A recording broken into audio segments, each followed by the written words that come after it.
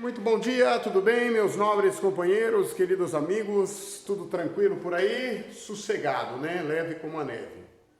Muito bem, gente, satisfação revê-los, né? Novamente, estar com vocês aqui nessa manhã para falarmos um pouquinho, né, do nosso curso de matemática do ensino médio, segundo ano, precisamente, né?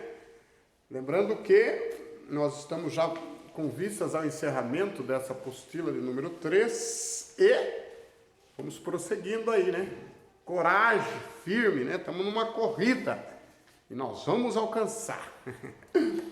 Vamos chegar em primeiro? Não sei, mas nós vamos estar entre os primeiros, isso é certeza.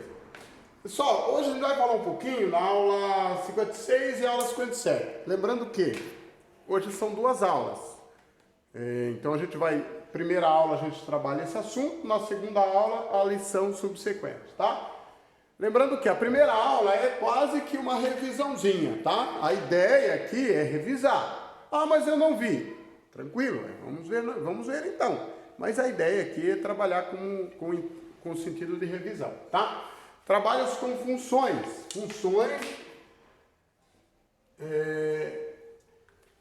A gente vai trabalhar inicialmente a função afim, a função quadrática, depois a função exponencial e depois a logarítmica, tá? Então são 4 funçõezinhas aí. Nessa primeira aula, função afim e função quadrática. Segunda aula, função exponencial e função logarítmica. Lembrando que eu vou tentar ver se eu consigo dividir essa primeira aula em 2 partes, assim como a segunda aula em 2 partes. Então, vou tentar fazer 4 vídeos. Por quê? Primeira parte eu vou tentar explicar para vocês, tá? Vou explicar o material e na segunda parte a gente dá uma trabalhada com os exercícios, tá?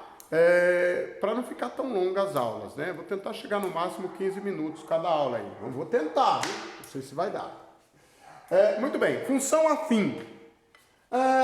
Toda e qualquer função afim, ela é trabalhada como uma f de R em R, ou seja, reais em reais, estou trabalhando dentro do conjunto reais, de uma função de x igual a x mais b. Então, é uma função de primeiro grau, a função afim, é uma f de x igual a x mais b. Então, esse f de x aqui, se vocês não lembram, né, fiquem sabendo agora, né, ou relembrem, né, que esse f de x, né, é o que nós chamamos de imagem da função, o meu y, né? Em tese, então, chamar f de x é o mesmo que y, tá? Então, f de x é o mesmo que y. Y é a imagem da minha função, ou seja, os valores que y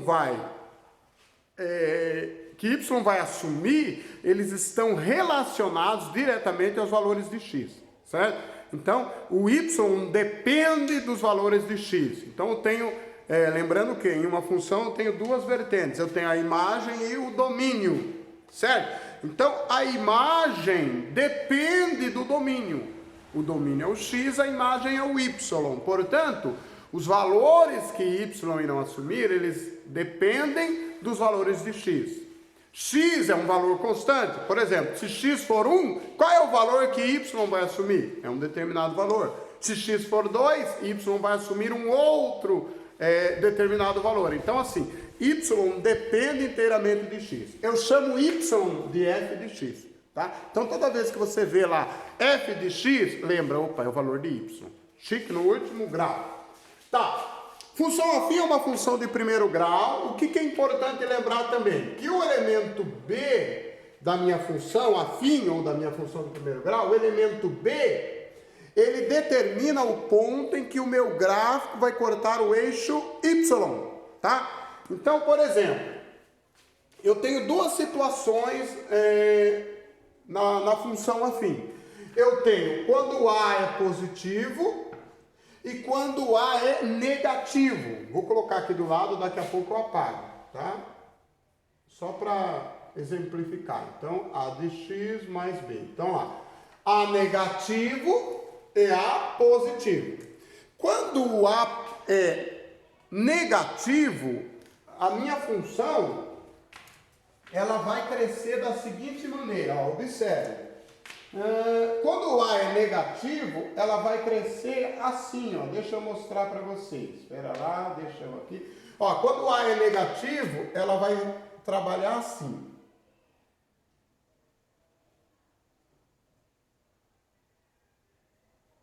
Ó. Certo? Quando o A é negativo, ela vai trabalhar assim. Quando o A é positivo, a minha função vai trabalhar assim. Ó, analisem aqui comigo. Então, veja. Então, se o A é negativo, a minha função, ela decresce. Ou seja, observe que ela sempre vai assumir valores negativos para x, ó, e negativos para y. Quando ela cresce aqui, os valores de x são negativos. Quando o A é positivo, a minha função vai assumir valores positivos para x. Ó. X vai aumentando, ela vai aumentando junto. Então o gráfico vai, isso a gente chama de o gráfico está crescendo e aqui ele está decrescendo. Certo? Então, veja, esse ponto aqui, ó, exatamente esse ponto onde o meu gráfico cortou o eixo y, é exatamente o valor de B. Tá? O ponto, repito, onde o gráfico corta o eixo y é o elemento B da minha função. E o ponto onde o gráfico corta o eixo x é exatamente menos o valor de B sobre A. Então, eu vou fazer o menos o B dividido por A. Eu acho o ponto onde ele corta o eixo x. Certo? Aqui é a mesma coisa, o ponto que cortou o eixo y é B, e o ponto onde cortou o eixo x é menos o valor de B sobre A. Belezura? Bom, essa é a característica primordial da função afim. Fechamos? Agora vamos para a função quadrática. Bem, gente, agora função quadrática. Função quadrática, o próprio nome já diz tudo, né? É uma função de uma equação quadrática, ou seja, equação de segundo grau, tá? Então, normalmente a função quadrática, lembrando, gente, que essa ideia de funções ela é extremamente importante para quem pretende fazer qualquer faculdade dentro do campo da matemática ou das engenharias, enfim, que esteja ligada à matemática. Então, a função quadrática ela é uma função que tem como característica uma f de R em R, reais em reais, de uma f de x, olha lá, f de x é a mesma história anterior, f de x é exatamente o meu valor de y, tá? F de x é o meu valor de y. Então lá, f de x de ax quadrado mais bx mais c. Lembrando que o A é de praxe que seja diferente de zero. Por quê? Se o A for igual a zero, não tem uma equação do segundo grau, uma função do segundo grau. É de primeiro. Então, o A não pode ser zero. Outra análise, a C, o valor de C é a minha constante. É igual ao caso da função de primeiro grau, onde o B era a minha constante. Então, o ponto onde a minha função vai cortar o eixo y é exatamente o valor de C. Se C for 1, vai cortar no 1. Se C for 2, vai cortar no 2. E assim por diante. Então vamos analisar. Lembrando que a função quadrática ela é regida sob o aspecto de duas situações. Primeira situações, quando o valor de A é maior do que zero. Certo? Quando o valor de A é maior do que zero. E a segunda situação, naturalmente, quando o valor de A é menor do que zero. Então, eu tenho essas duas vertentes que são de gigante importância. Então, vou colocar do lado de cá A maior do que zero, do lado de cá A menor do que zero. Então, A maior do que zero. Então, são duas situações. Se A é maior do que zero, eu posso ter o gráfico, lembrando que o gráfico de uma equação de segundo grau, ele é um gráfico de parábola, né? Então, se A é maior do que zero, a concavidade dessa parábola, ela é normalmente voltada para cima. Olha lá, é uma parábola mais ou menos assim, ó. Certo? Ó, concavidades voltadas para cima. Isso quando A é maior do que zero. Então, observe qual a análise que a gente tem que fazer. Aqui, exatamente aqui, é onde é o ponto C da minha equação. Ó, exatamente onde ela corta o eixo Y, é o valor do ponto C. Aqui e aqui são as minhas raízes. Lembram que eu faço delta, que é B ao quadrado, menos 4AC, menos B mais ou menos a raiz de delta? Aqui são as minhas raízes, ó. Raiz 1 e raiz 2. Observe que aqui eu estou levando a hipótese de o meu delta ser maior do que zero. Ou seja, a minha equação possuir duas raízes, tá? E exatamente aqui no meinho, ó, eu vou ter o que eu chamo de ponto de vértice, o vértice. Então, o que é o vértice? É o ponto máximo. Nesse caso aqui, ó, observe que, nesse caso, a minha função, ela vai ter um ponto de mínimo. Aqui é o valor mínimo que a minha função pode atingir. Porque daqui para cima ela cresce, daqui para cima ela cresce. Então, o meu vértice aqui, nesse caso, é ponto de mínimo. Então, o vértice de uma função, ele é encontrado através da seguinte formulinha: menos o valor de B sobre 2 vezes o A. Então, o ponto de vértice, se por exemplo, eu perguntar para vocês, num exercício, encontre o ponto de vértice da função a seguir. O que vocês vão fazer? Menos o valor de B dividido por 2 vezes o valor de A. Essa é a formulinha para encontrar o vértice da minha função. Lembrando que é importante eu saber quem é o vértice, tá? Daqui a pouco a gente vai estudar, fazer os exercícios, e a gente vai falar um pouquinho sobre vértice, que é o ponto de máximo e ponto de mínimo. Tratando dentro do caso, por exemplo, de uma empresa, produção, né? Qual é o valor máximo que eu posso produzir para que eu tenha lucro? Qual é o valor mínimo que eu tenho que produzir para que eu não tenha prejuízo? Certo? Bom, muito bem. Então aqui tem o primeiro caso. Esse primeiro caso, observe que eu tinha duas situações, x1 e x2, raízes diferentes, tá? Agora aqui eu posso colocar também uma situação onde eu vou ter o delta igual a zero. Olha lá. Ó, observe que a minha parábola, ela tangenciou o eixo x. Devido ao fato dela ter tangenciado o eixo x, isso mostra que o delta é igual a zero. No caso de uma resolução dessa equação, o delta é igual a zero, ou seja, ele possui somente uma raiz, ele não é x1 e x2, né? Raízes diferentes, é somente uma raiz, tá? E aqui é o meu ponto de vértice.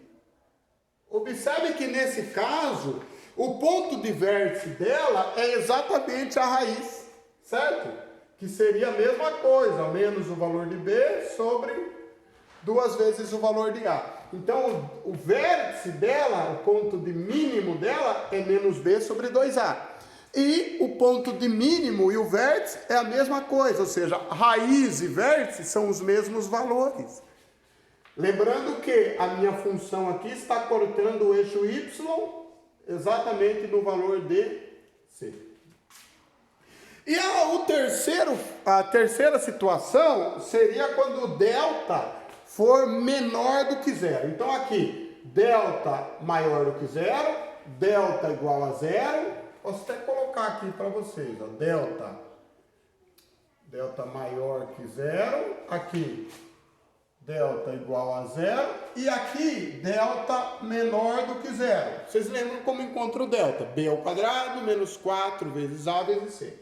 Quando delta é menor do que zero, a minha função, ela se comporta assim, ó. O que acontece? Ela não está tangenciando, nem tampouco cortando o eixo x.